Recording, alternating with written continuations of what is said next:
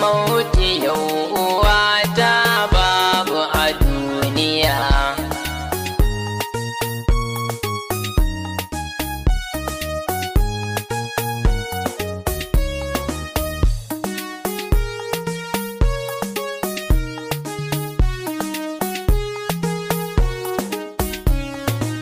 Ni da farko rabbi ubangiji zana sa a dukkan lamura, in ya so ya baka a duniya, in ya so ya sa kai yo jira, in ya baka gida na duniya ka gaba rabanka a lahira, hakanan ya baka a duniya lahira ma kai nasara.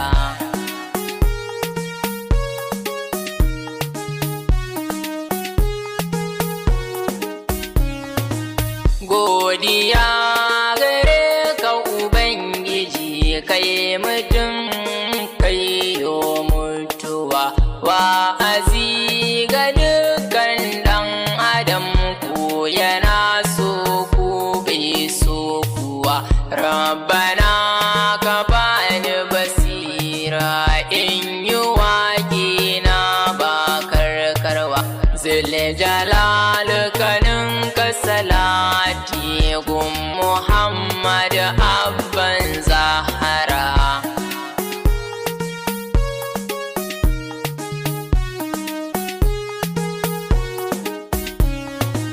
Yo salati Allah mai yawa gun Muhammad baban Zainaba, sa sahabbai alaina saka dukkaninsu ba zan manta su ba, auliya magada annabi wa'azi ba za su gaza ba.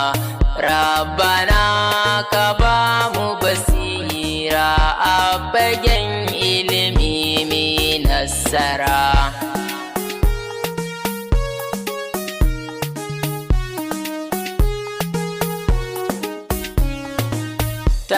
Ta'aziyya zan wa mahaifiya a gurina ta sha hidima, ni'ima ka yi mata Rabbana, kabarin da ka kai mata rahama. Rabbana sadata da annabi shugaba na dukkan al'umma, ya ilahu ka sata huta, kabarin ta ka kai alkausara.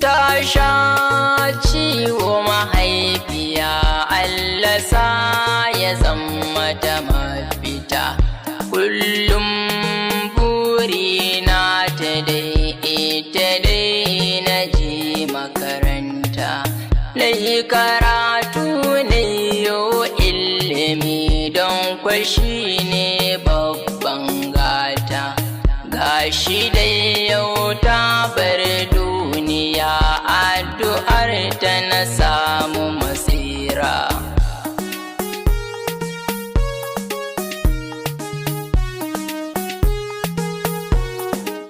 Kullu nafsin za'iqatul maut, dukkanin mai rai kuwa zai mace, haka ayar kundi take faɗi, dukkanin mai rai sai ya mace.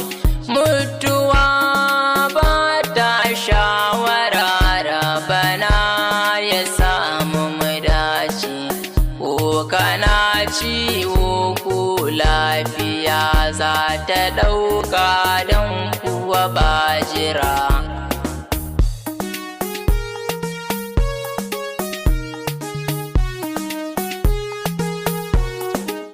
Mutuwa abar a tuna ce ko dare ko kuma safiya, in ta zo ta ɗauka ta wuce babu jaye